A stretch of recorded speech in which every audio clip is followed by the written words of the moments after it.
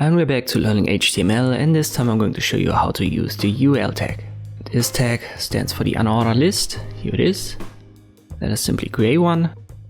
It has a closing tag.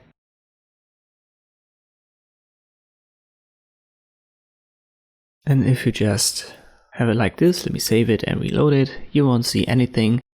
Because lists, they need content. And you can create that by using the LE tag, which is the list item.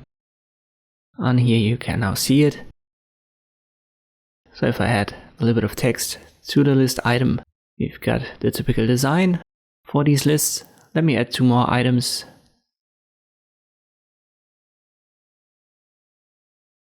You can see it's nested within the UL tag. And this is how you would normally create these lists.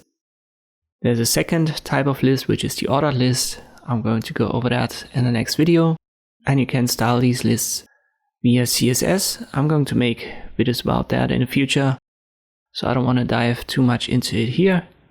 But you can, for example, style it with a list style type. So this would be the property, and we could use circle as a value. And it would change the appearance of these bullet points. But by default, it always looks like this in your browser. And this is how you can use the UL tag in HTML. I hope this video was helpful. Thank you for watching, and I'll see you next time.